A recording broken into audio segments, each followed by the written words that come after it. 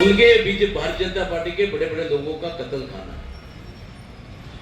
और वहां बता दें ये कहां ले जा रहे थे, वो तो यही बताएंगे। सरकार के व्यक्ति, राजस्थान सरकार के जो प्रशासनिक अधिकारी हैं, चाहे पुलिस के हैं, वो कहते नजर आए कि इनका तो परमिट है, जाने दीजिए, मान लीजिए, लेकिन फिर भी लोगों ने जाने नहीं दिया।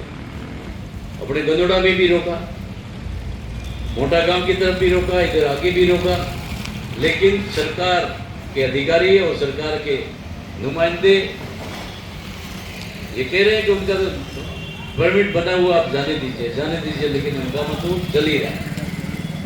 इसलिए मैं निवेदन करना चाहूंगा कि सरकार, भारत सरकार और राजस्थान सरकार एक ही कर रखा है। पहले आपके दिनेश जी खोटड़िया के वहां छापा पड़ा, उनके भाई को निलंबित कर दिया बिना किसी कारण। वहां अभी प्रताप सिंह खसरिया के वहां ईडी का छापा पड़ा। जो भी देखते हैं, विधायक सपा का हो कि कांग्रेस का हो कि जो भी हो, उनको शिकायत जाती तुरंत पता नहीं कहां से निकाल लेते। कोई शिकायत करता तो उनके भी छापा पड़ता, लेकिन मिल कुछ न जाए।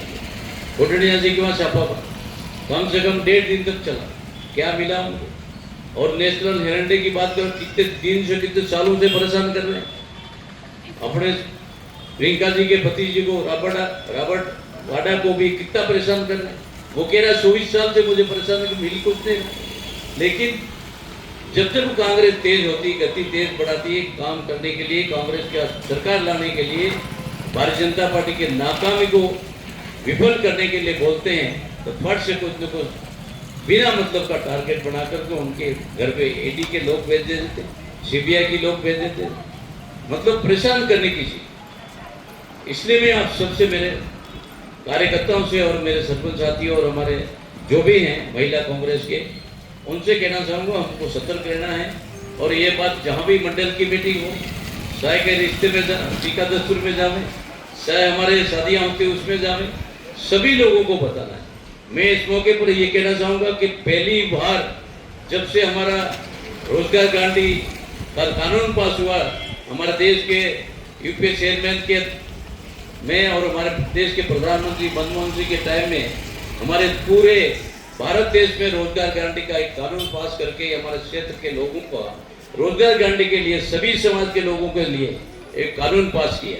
लेकिन ये सरकार धीरे धीरे उसको खत्म करना चाहती है, और खत्म तो कानून को कर नहीं सकती, विरोध हो जाएगा देश में। लेकिन अभी आप देख लो 1.25 साल हो गए, कोई काम मंजूर नहीं हुआ। और पहली बार रोजगार गारंटी का होली पे पेमेंट नहीं मिला, और 4 महीने हो गए पेमेंट नहीं मिला। हमारे जितने भी काश्तकार हैं, हमारे जितने भी व्यक्ति हैं इस घाटोल में, सब पूरे प्रदेश में, अभी गेहूं पका, चने पके, जो भी है वो सारा बिक रहा बिना भाव से। अगर रोजगार गारंटी का पेमेंट मिल जाए, काम पे लग जाए, तो कोई ना कोई हमको उधार भी दे सकता है, लेकिन वो भी नहीं हुआ। कल मैंने, भाई पत्रकार जी राहुल जी भी थे, हमने आईएन और वीडियो पीएचडी के लोग आईएन वगैरह बुलाए थे, रेंज विभाग के रेंजर को बुलाया था, वाटर शेड का अधिकारी को बुलाया था। हमने कहा आपके वहाँ हमारी पंचायतों में ज़्यादा काम अधूरे हैं, उनको पूरा करो। हमने उनको 30 तारीख तक टाइम दिया है। 30 तारीख के पहले अपन जिस पंचायत में काम नहीं, जितने भी सरपंच है उनसे मेरा निवेदन है कि अभी से आप 2025 का एस्टिमेट बना के तैयार रखें, ताकि अपन समय रहते 20 के बाद यहाँ से जिला परिषद में भेज देंगे, अपन पूरा प्रतिनिधि मिलेंगे और कलेक्टर साहब को कहेंगे कि साहब इस पंचायत में काम ही नहीं है, आप काम मंजूर, कुछ कच्चे करो, पक्के करो, जो भी करो, लेकिन करो। हम 2 महीने के अंदर अगर इस क्षेत्र में जनता को काम पर नहीं लगाएंगे, तो हो सकता है अक्टूबर नवंबर में पंचायती राज का चुनाव आएगा, उसमें लोग कहेंगे हम दुख में थे, उस समय तो तुम कोई आए नहीं, अब वोट लेने ले आगे।